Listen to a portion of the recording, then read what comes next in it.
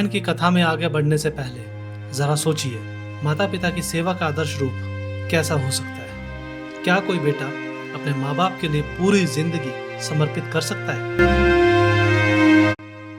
आज की हमारी यात्रा शुरू होती है एक ऐसे ही महान पुत्र श्रवण कुमार की कहानी से।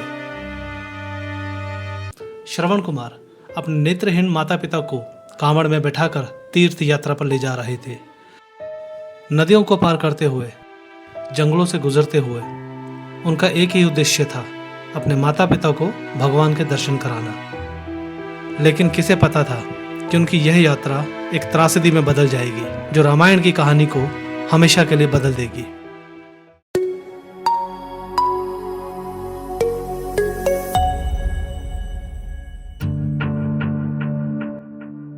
यात्रा के दौरान श्रवण कुमार गंगा किनारे जल भरने के लिए गए। इसी समय राजा दशरथ शिकार पर निकले हुए थे। धनुष की टंकर और जल भरने की आवाज को उन्होंने हिरन समझ लिया और बिना देखे ही बाण चला दिया। तीर सीधे श्रवण कुमार के सीने में लगा। उन्हें अंतिम सांस लेते हुए अपने माता पिता के पास जाने की विनती की। कहते हैं, जब राजा दशरथ उनके पास पहुंचे तो श्रवण कुमार करुणा स्वर में बोले, हे राजन, मेरे माता पिता प्यासे हैं, उन्हें जल पहुंचा दीजिए। उनकी अंतिम इच्छा सुनकर दशरथ का हृदय कांप उठा, परंतु अब बहुत देर हो चुकी थी। आज भी वह स्थान श्रवण धाम के नाम से जाना जाता है।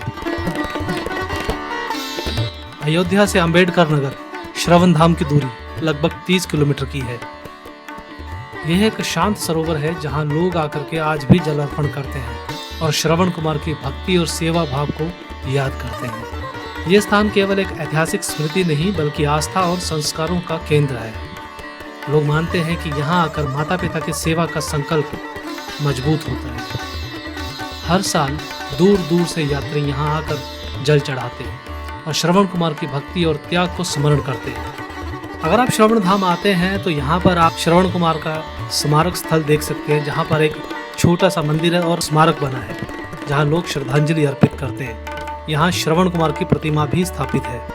यहाँ पर आप तमसा नदी का तट देख सकते हैं। ये वही पावन नदी है जिसके किनारे ये घटना हुई थी।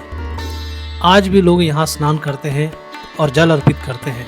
यहाँ पर कई दूसरे मंदिर और पूजा स्थल भी हैं। धाम के आसपास कई छोटे छोटे मंदिर हैं जहाँ रोज पूजा अर्चना होती है। श्रवण कुमार के साथ साथ भगवान राम की कथाएं भी सुनाई जाती हैं। यहाँ सालाना मेलों का आयोजन भी होता है, खासकर श्रवण मास और पितृ पक्ष में। लोग हजारों की संख्या में आते हैं और पितरों की शांति के लिए जल अर्पित करते हैं। आज के समय में जब समाज में आत्म केंद्रित जीवन शैली बढ़ रही है, श्रवण धाम हमें याद दिलाता है सबसे बड़े धर्म की। श्रवण कुमार की मृत्यु ने न केवल उनके माता पिता का जीवन अंधकारमय किया बल्कि राजा दशरथ के जीवन को भी शापित किया। यही श्राप आगे चलकर रामायण की कथा में राम के वनवास का कारण बना। इसी प्रकार श्रवण कुमार का त्याग और उनकी मृत्यु राम कथा की एक नींव में गहरे अंकित है। तो दोस्तों, हमारी रामायण यात्रा का दूसरा अध्याय यहीं समाप्त होता है। अगले एपिसोड में हम देखेंगे किस तरह धरती पर 2 दिव्य आत्माएं अवतरित हुई, भगवान राम और माता सीता, यानी रामायण का असली आरंभ।